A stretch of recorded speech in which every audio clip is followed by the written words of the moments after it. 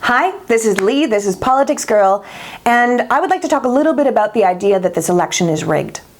Again, this is a My Take piece, so it is mouthy, and it's opinionated, and it's biased, and it's more than a little salty, so you might not want to watch it with your kids. Donald Trump has been spinning this story lately about the election being rigged.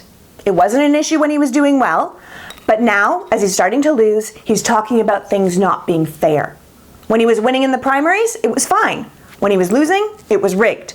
Now we're in a general election, perfectly fine until his poll numbers start tanking. Now it's rigged. He even complained the Emmys were rigged when The Apprentice didn't get nominated a third year in a row. And the more he loses, the more he blames other people. It's the media, the Democrats, the banks, the polls, his own party. It is everyone except Donald Trump. I think in his mind, the only way he can lose is if the deck is stacked against him, which is of course ironic for someone whose entire life is based on the fact that the deck has always been stacked in his favor. This man has about 40 minutes of discipline in him before he starts sounding like a whiny, sullen teenager with the vocabulary to match. He didn't earn his place at the table, he was given it. So instead of losing like a gentleman or fighting back like a warrior, he is behaving like a victim. He's creating a narrative in which someone like him, a winner, couldn't possibly lose. He won't lose because the game is fixed. He's actually winning. It's just everyone else is against him. And it would be just sad if it wasn't so dangerous.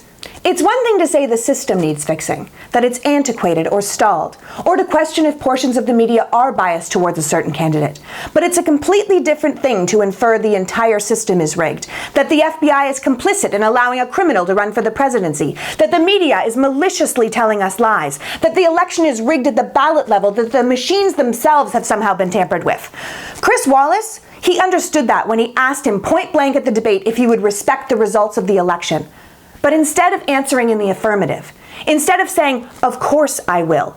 I believe in democracy and the importance of the peaceful transfer of power," Donald Trump said he'd have to wait and see, that he wanted to keep us in suspense.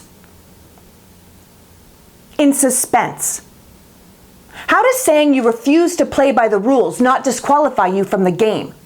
And now he's out at rallies telling people he'll gladly accept the results if he wins?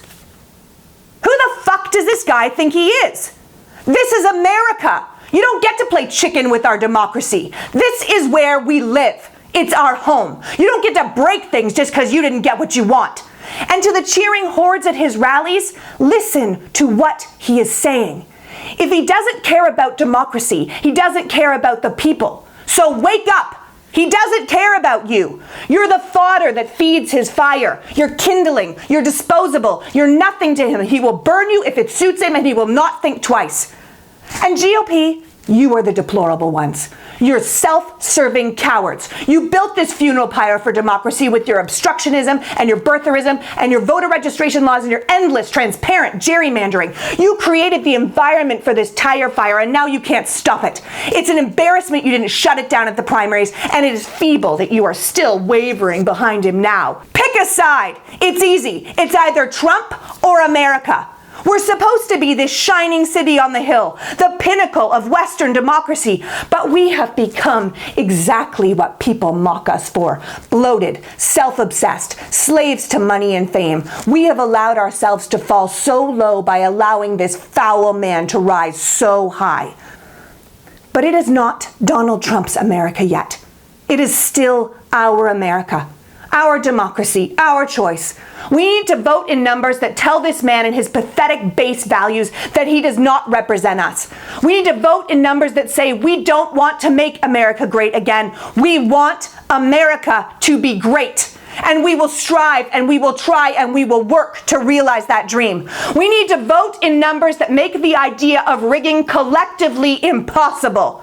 Democracy is defined mostly by what it is not. It is not totalitarianism or authoritarianism. It is not socialism or communism or a monarchy or an oligarchy. It is not about the leader and what he or she wants. It is about the people, the citizens, and what we collectively choose.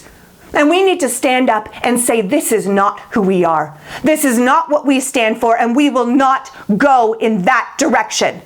Not on our watch. This is politics, girl.